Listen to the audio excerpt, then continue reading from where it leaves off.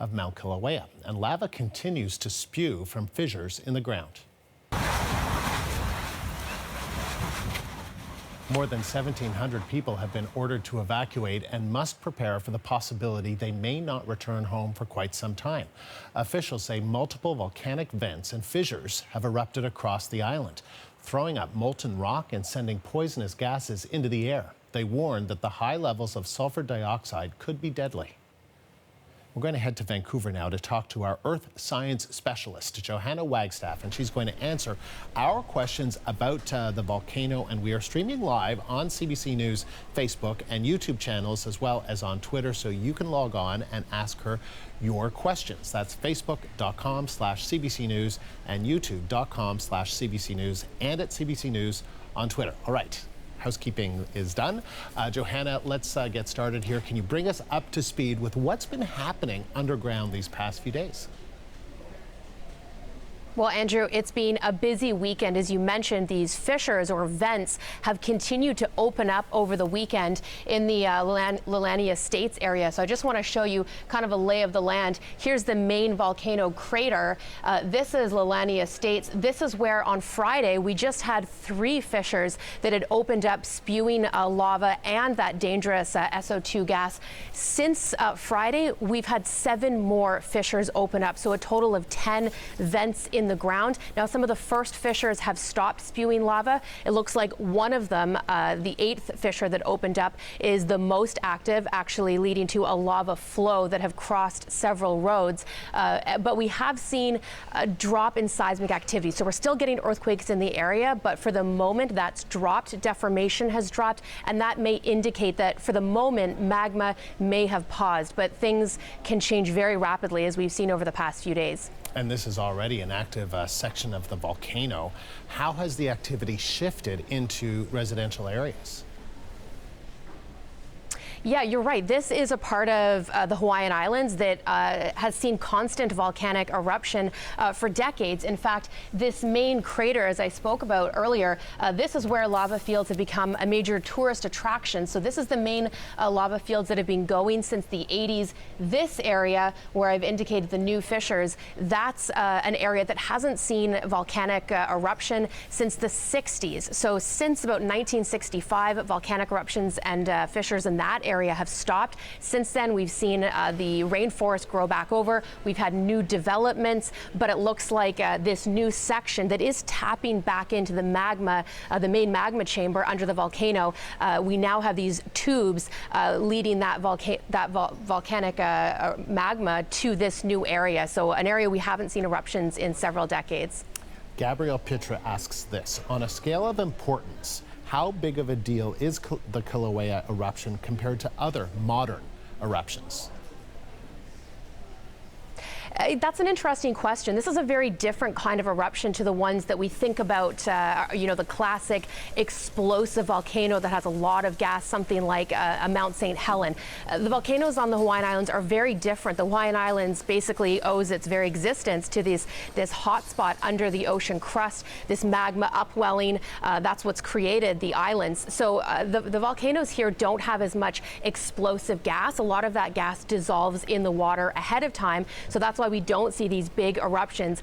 The real threat here is this slow-moving but persistent lava, along with that dangerous sulfuric SO2 gas. So it is still a very dangerous situation, but what many scientists are calling this is a slow-moving disaster, Andrew. So this is Ryan Cannon asks this: what has caused the eruption? I thought it was always just oozing for years. Yeah, so this is what scientists are trying to figure out right now, and there's some amazing information online if you want to follow along with the scientific details from United States Geological Survey. This is, again, an area that hasn't seen a lava flow in several decades, so they're trying to figure out as much as they can about these new fissures. But what they think has happened is this main magma plume under the crater that's been giving these tourist lava fields since the 80s. There have been these new tubes, underwater or underground tubes, I should say, redirected redirecting some of that lava out towards the eastern end of the Big Island. So this is a relatively new area. They're trying to figure out why that magma might have moved. Does it have anything to do with shifting of plates underground, upwelling of new magma? The volcanic islands for thousands of years have been very active, and the situation changes quite often. So scientists are trying to figure out why this magma has begun a new movement and how long that might be in place for. Mike Ross asks an interesting question. I know that this lava is very hot, something like 1,000 degrees Celsius, but he says if enough water was poured on the moving lava, could it be stopped? Interesting question. I don't think that pouring sort of water like we do to fight forest fires would stop this situation. There's just too many new fissures opening up and too hot that it would produce a lot of steam, but it wouldn't stop the volcanic eruptions. And actually, we've got some great imagery from space showing the hot spots in the areas where we're seeing that evacuation. And yeah, again, it is so hot that even rain or massive amounts of water wouldn't put an end to this natural process. Very interesting as always, Johanna. Thank you. We're going to leave Johanna now, but she'll continue taking your questions on our Facebook and YouTube channels as well as on Twitter.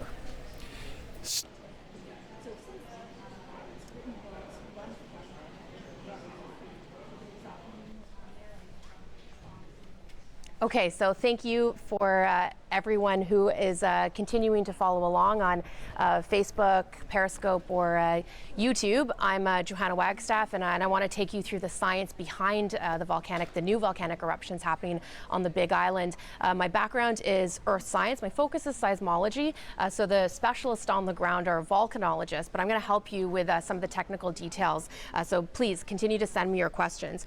Christian Tatanetti asks, are the small earthquake signs that pressure is being released? Could less tremors mean pressure is building up?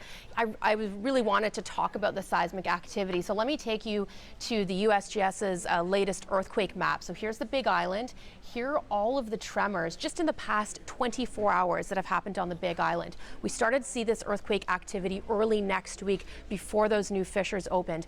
And the earthquakes are a sign that magma is moving, that things are changing underground. They're not a result of eruptions, but they're a sign that things are happening underground. So if the earthquakes stop, that means the magma is paused for a moment. But at any point in time, we could see this activity pick up. This is part of the regular cycle of magma movements. Marcus asks, is Yellowstone next? Naturally, we think about all of the other big volcanic areas we know around the world. The Yellowstone caldera is a super volcano under the Earth's surface. Interestingly, I just saw a new study last week that showed we will know before a super volcano erupts. In fact, we will have hundreds to thousands of years of warning as earthquakes start and we get uplift as that big magma pool is ready to go to the surface. So we will likely not see Yellowstone happen in our lifetime. You can put that at the bottom of list of things you're thinking about. Edward Davison asks, didn't people know it was going to erupt beforehand? They have things to detect possible eruptions beforehand, don't they? Yes, and this is why there have been no injuries so far. Once we saw that seismic activity, the deformation, all of these clues that scientists are constantly monitoring, the USGS, United States Geological Survey, have a team of scientists that are constantly monitoring the volcanic activity all across the United States. So they were watching for this and issued those evacuations before we really saw dangerous lava. Just want to show you some of the clues that scientists look for. So earthquakes are one of them. When we get these swarms, that's an indication of magma moving.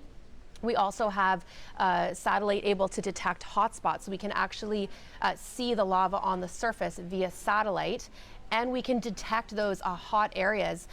You can see this sort of map indicating this spreading out. That's actually showing heat under the Earth's surface.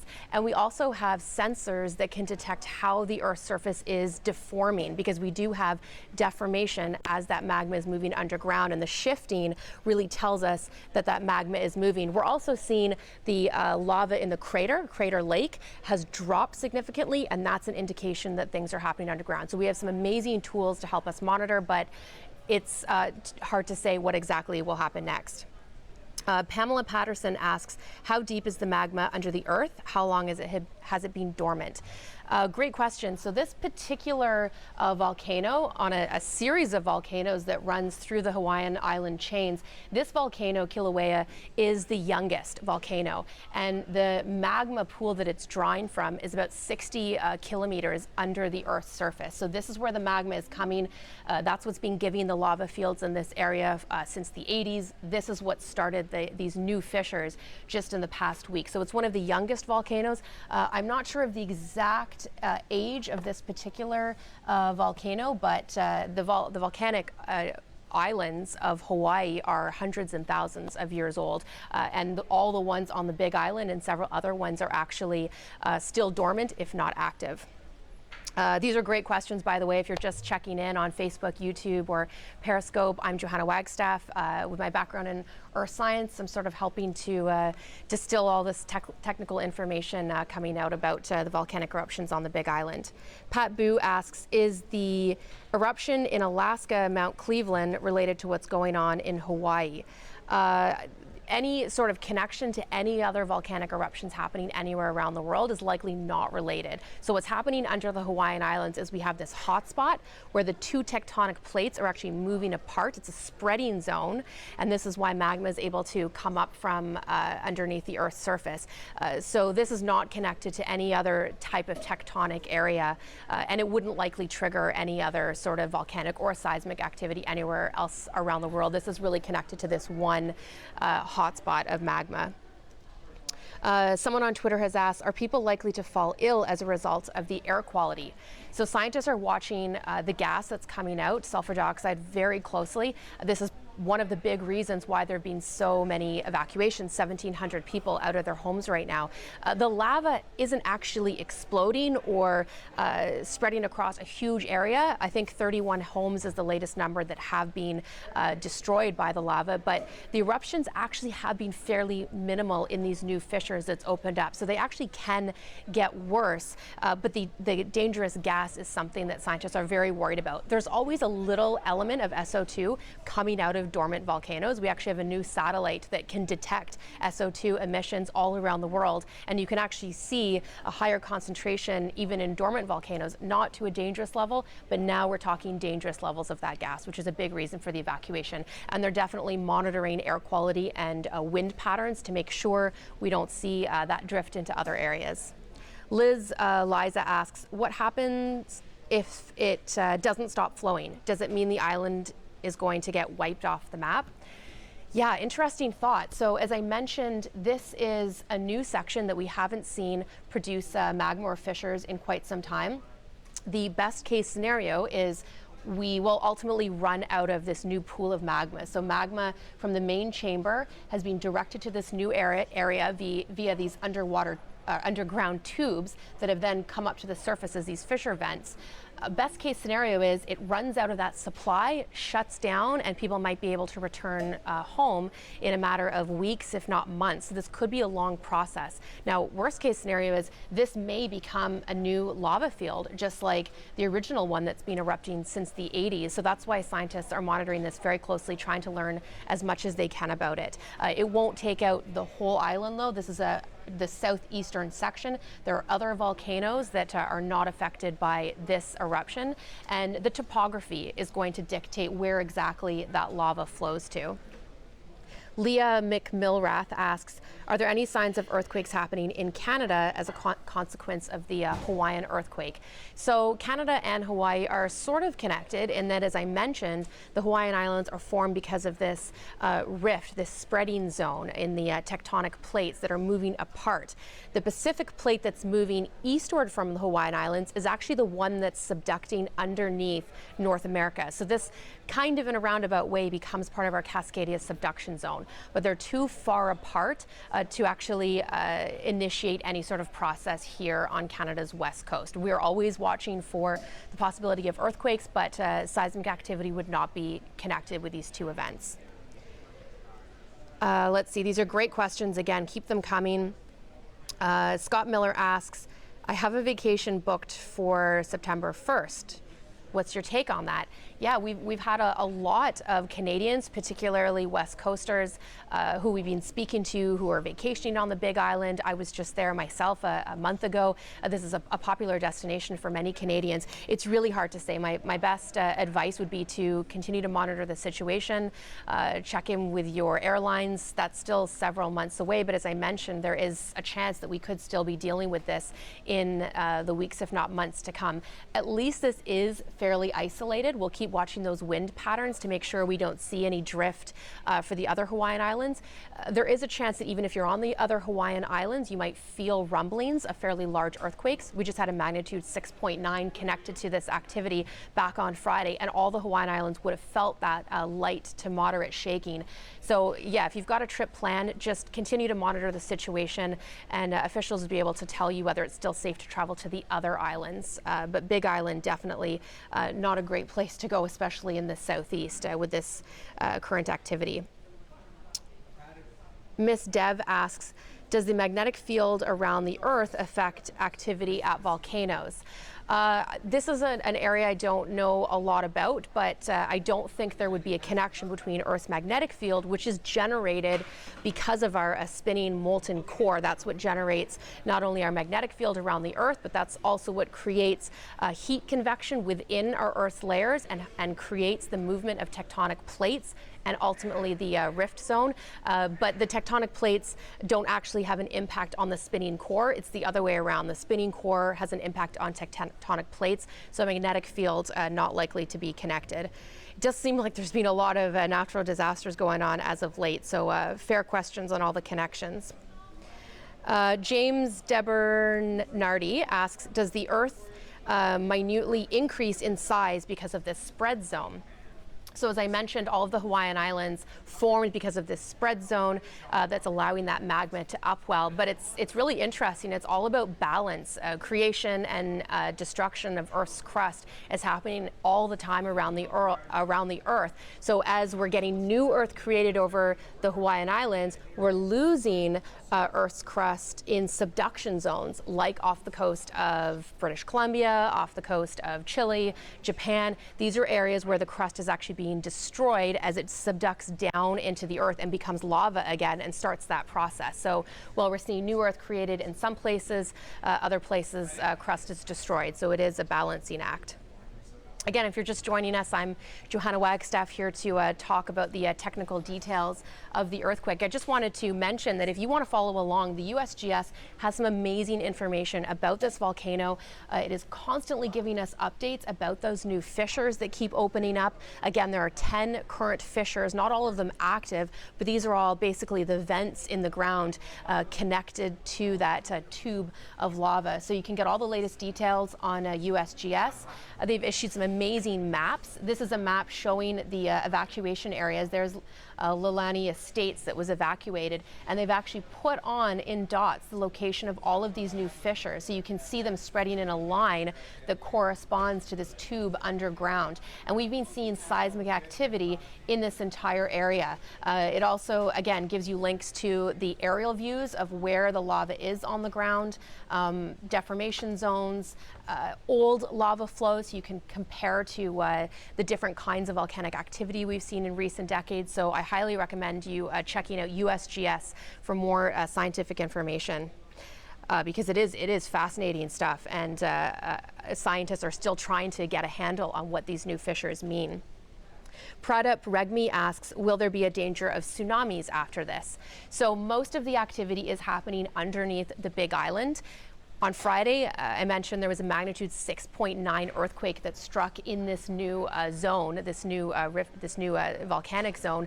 That was the largest earthquake that the Hawaiian Islands have seen since 1975. Now, it did happen under the Earth's surface, so a widespread tsunami was not generated because it didn't happen under the ocean floor. So when we get earthquakes happening under land, not likely to generate tsunamis. However, we did see a statement after that earthquake from the Pacific Tsunami Warning Center that said a widespread tsunami is not likely, but we may see localized changes in water levels because of these larger earthquakes earthquakes. We might get, some smaller movements of rocks off the shorelines. So again, widespread tsunami not expected, but there might be trickle-down effects because of the water levels. A Twitter viewer asks, how long can the eruption last? This is what scientists are trying to figure out right now. We're hoping that this is a short-term event, that we've just had a couple of these new tubes directing some magma to this new area of the island. It is an area that has seen volcanic activity in the past, as recently as 1965. So the best case scenario is this new direction of magma runs dry, and we'll continue to see magma and volcanic activity around the crater. Worst case scenario is this might become a new lava field. We really won't know for several weeks, if not months. So again, scientists trying to learn as much as they can about this new movement of magma, but definitely people are expected to be out of their homes for quite some time. At least at this point, it is quite localized. The Leilani Estates, about 700 buildings, 1,700 people evacuated from their homes. The concern will be if we start to see these fissures spread. There are some areas farther down the line that have not been evacuated that officials are watching really closely. Marlene Roos asks, where does the lava come from? So we've got all of these layers in the earth, and just under the crust, we've got a layer called the mantle, and this is where molten lava exists. And when we get different sections like tubes or volcanoes or subduction zones tap into that section of the mantle, we can see lava come up to the surface in various forms. So there is a layer all around the earth that contains sort of this molten lava called the mantle. Michelle Harcourt asks, is there any way to trench a path to attempt to direct the lava flow to a less populated or safe zone? Blasting a path, so to speak, to direct the flow. Yeah, I really like these ideas about, is it possible to control this kind of a force? When we think about wildfires, for example, one of the big tools that firefighters use is digging trenches on the leading edge of the advancing fire, to stop it from tapping into fuel sources like forests. But in this case, it's too hard to control the lava. This is incredibly hot, will literally burn through anything you try and put in its way. The one saving grace with this particular kind of volcano is it's very slow moving, so you do have time to get out of the way to evacuate and expand those evacuation orders, but there's really no way to stop that flow. It does generally follow the topography of the island. I'm not sure how crews are on the ground are working. Perhaps there's ways to direct based on gravity, the general flow of the lava, but this is something that if you want to look more into, the United States Geological Survey has the latest details on how crews are working on the ground. Ryan Cannon asks, is there anywhere in Canada where this is potentially possible? So we do have active volcanoes. Again, volcanology isn't my background. My background is seismology, but with an understanding of earth science, and I've been talking to a lot of volcanologists on the ground, we do have dormant volcanoes in Canada, particularly up in Canada's north. Sounds like we've got I think a retirement or a birthday party. Oh, it was just our new BC Almanac show that relaunched. So lots going on in the newsroom today. So yeah, we do have the potential for volcanoes here in Canada, but they are dormant at this point. Up in the north and even parts of BC have these dormant volcanoes. Matthew Davis asks, could this have been avoided? Oh, could this have been avoided if Tom Hanks, aka Joe, had jumped into the volcano like he was supposed to? Very funny, yes. Very funny joke. What was the movie called with Tom Hanks? I can't remember. Great movie, Meg Ryan, definitely not connected to what's happening underground. YouTube viewer asks, is there a higher risk of earthquakes on the west coast of California? Definitely, yes. So the seismicity of North America. Very active seismic zone that runs basically around the Pacific Ring of Fire that connects, Alaska all the way through British Columbia down to California. This is a subduction area where that Pacific plate is trying to move under the North American plate, very separate from what's happening under the Hawaiian Islands, which is a spreading zone. So not likely to see Joe versus the volcano. Thank you. That was the movie. Yeah, not likely to see a connection between the earthquake activity we experience on the West Coast and what's happening under the Hawaiian Islands. Yeah, these are great questions. If you're just joining me now, I think we've got time for maybe one more before I have to go. If you've been hearing applause in the background here in the Vancouver newsroom, we've just launched a new afternoon radio show, so you're hearing the applause, our first successful show. Okay, I've got time for one more question. Eliza asks, is it possible to know about lava before it's happening? So this is a great question to end off on, because again, there's still a lot we don't know about this new situation. We know new fissures have opened up.